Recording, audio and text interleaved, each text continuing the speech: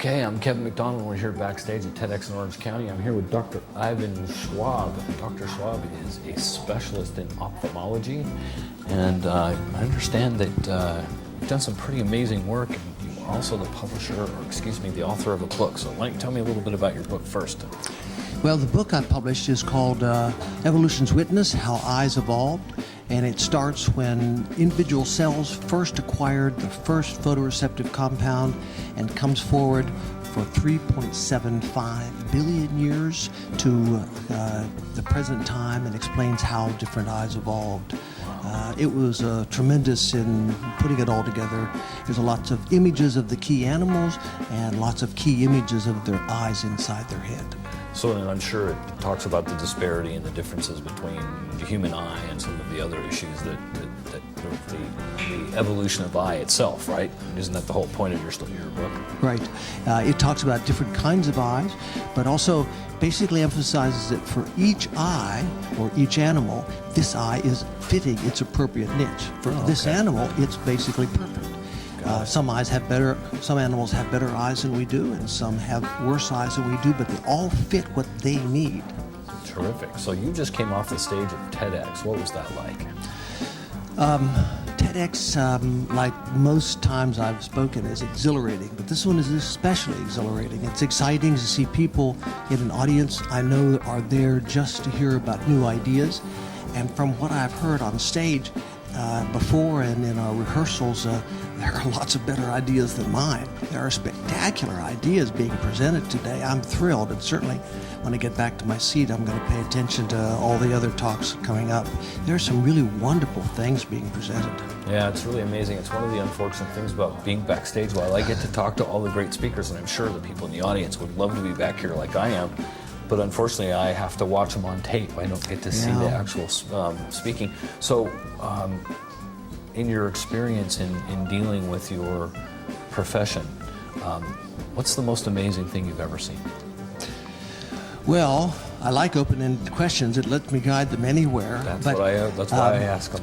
The most amazing thing I have seen in my own personal life and professional life has to be the work of putting on bioengineered tissue on a man's eye and watching him have vision restored from it, or doing a corneal transplant and watching vision come back in a patient. I'd like to tell you that it's my skills, but it isn't. It's my training and the tools available to us, and we can train others to do the same thing. The thrill is that we're able to do so much more. Even over my practice lifetime, I've seen dramatic changes in cataract surgery and corneal transplant surgery, and now in bioengineered tissue. The future for medical care ahead of us is very bright, and ophthalmology is a good example of that.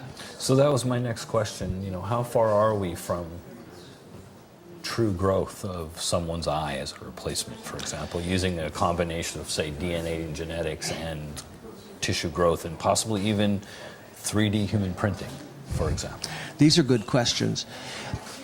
I'm sorry, I have to tell you that realistically, we're probably 50 or 100 years from that. But that may not be necessary. It may be that we can transplant portions of the eye and restore sight without having to transplant a whole eye. Where a whole eye is complicated because of the movement of the muscles and the interconnections of the brain. But restoring a retina, and that's the principal issue here, restoring a retina may not be so far off. Hard to predict, but right now I can tell you there are fish that make new photoreceptive cells. Those are the cells that do the seeing, and they're in the retina. Fish make them on a daily basis. And when we figure out how fish do it, I bet we can transfer that technology to humans, and that's being worked on.